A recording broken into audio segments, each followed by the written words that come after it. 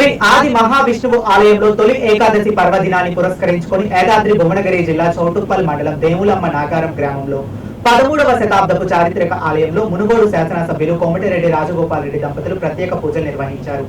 ఆలయానికి వచ్చిన దంపతులకు ఆలయ అర్చకులు పూర్ణ కుంభంతో స్వాగతం పలికి ప్రత్యేక పూజలు జరిపించి వేద ఆశీర్వచనం అందజేశారు.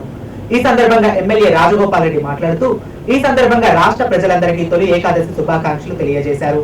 తెలంగాణలోని మొట్టమొదటి శ్రీ మహావిష్ణువు ఆలయాన్ని తొలి ఏకాదశి పర్వదినాన దర్శించుకోవడం చాలా ఆనందంగా ఉందని, రాబోయే రోజుల్లో ఈ ప్రాంత ప్రజల సమస్యలు పరిష్కరించడానికి, అభివృద్ధి చేయడానికి కాంగ్రెస్ ప్రభుత్వం అండగా ఉంటుందని పేర్కొన్నారు.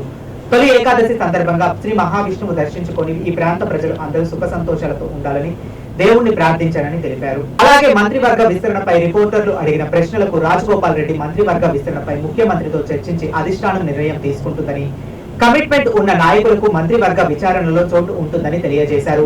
ప్రభుత్వం ఏర్పడ్డాక పార్లమెంట్ ఎన్నికలు రావడంతో మంత్రివర్గ విస్తరణ వాయిదా పడటంతో కొంతమేర జాప్యం జరిగిందని, త్వరలోనే పూర్తి స్థాయిలో మంత్రివర్గ విస్తరణ జరిగి కాంగ్రెస్ ప్రభుత్వం ఎన్నికల్లో ఇచ్చిన హామీలను నెరవేరుస్తామని, అర్హులైన ప్రతి ఒక్కరికి సంక్షేమ పథకాలు అందిస్తామని అన్నారు.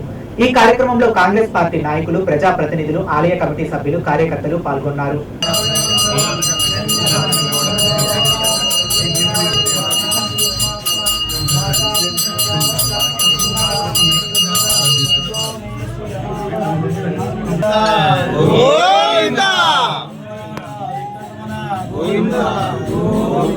సార్ ఒక ఫోటో సార్. అరే మళ్ళా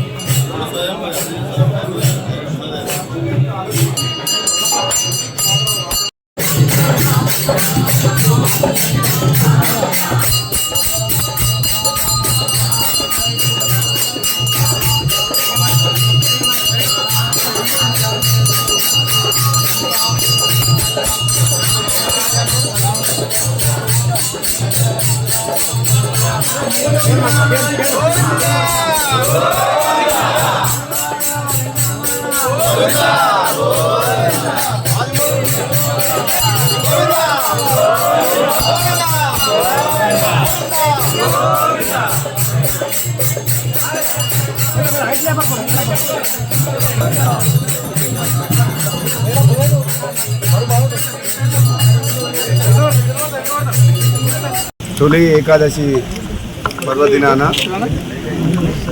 శుభదినాన దేవులమ్మ నాగారం చౌటుప్పల మండలంలోని శ్రీ మహావిష్ణువు స్వయంభూలింగం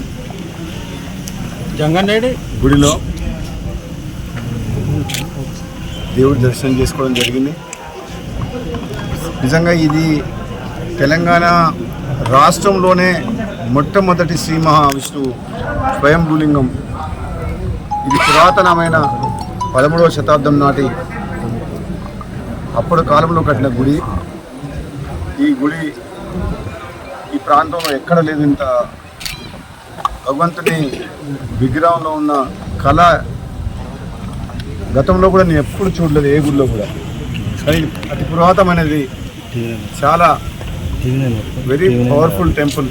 అందుకనే ఈరోజు తొలి ఏకాదశి స్వామివారి ఆశీస్సుల కోసం ఈ ప్రాంతం ప్రజలు అందరూ సుఖ సంతోషాలతో ఉండాలని, ఈ ప్రాంతంలో రాబోయే రోజుల్లో కాంగ్రెస్ పార్టీ ప్రభుత్వం ఈ ప్రాంత ప్రజలకు అన్ని రకాలుగా సేవలు, అన్ని రకాల అభివృద్ధి పనులు ముందుకు తీసుకెళ్లాలని చెప్పి, ప్రాంత ప్రజలందరూ సంతోషంగా ఉండాలని చెప్పి, వాళ్ళ కుటుంబ సభ్యులందరూ కూడా ఉండాలని చెప్పి భగవంతుని ప్రార్థించుకోవడం జరిగింది. తప్పకుండా రాబోయే రోజుల్లో కాంగ్రెస్ పార్టీ ప్రభుత్వం ఎన్నికల సందర్భంగా ఏదైతే హామీలు ఇచ్చి వచ్చిందో, ఆలస్యమైనా సరే తప్పకుండా అన్ని విడతల వారీగా ప్రతి ఒక్క హామీని నెరవేర్స్తామని కృషి చేస్తామని చెప్పేసి కూడా ప్రజలకు మాటిస్తూ, ఎవరు ఎన్ని చెప్పినా సరే బడుగు బలహీన వర్గాల కోసం, పేద ప్రజల కోసం ఈ కాంగ్రెస్ పార్టీ కట్టుబడి ఉన్న సంగతి మరొకసారి తెలియజేస్తూ, ఈ ప్రాంతంలో అన్ని రకాల సమస్యల కోసం ఈ ప్రాంత ప్రజలు ఎంతో నమ్మకంతో మునుగోడు శాసనసభ్యునిగా ఎన్నుకున్నందుకు తప్పకుండా ఈ ప్రాంత అభివృద్ధి మీద కృషి చేస్తామని చెప్పి తెలియజేస్తుంది. గత 8 నెలలుగా ఒకటి తర్వాత ఒకటి కార్యక్రమాలు, పార్లమెంట్ ఎన్నికలు రావడము, అనివార్య కారణాల వల్ల మంత్రివర్గ విస్తరణ వాయిదా పడడం జరిగింది. రాబోయే రోజుల్లో మరి అధిష్టానం తప్పకుండా ఎంత వీలైనంత త్వరగా ఆ నిర్ణయం తీసుకొని సరి అయిన అభ్యర్థులకు, ఈ రాష్ట్ర ప్రజలకు సేవ చేయాలన్న దృక్పథము, ఆలోచన, ఆ కమిట్మెంట్ ఉన్న వ్యక్తులకు తప్పకుండా రాబోయే రోజుల్లో వస్తుందని నమ్మకం ఉంది. అందుకని నేను దాని గురించి మంత్రివర్గ విస్తరణ గురించి ఎక్కువ మాట్లాడదలుచుకోలేదు. ఎందుకంటే అది అధిష్టానం పరిధిలో, అది అధిష్టానం నిర్ణయం తీసుకుంటుంది. ముఖ్యమంత్రి గారు అధిష్టానంతో చర్చించి నిర్ణయం తీసుకోవాల్సిన విషయం కాబట్టి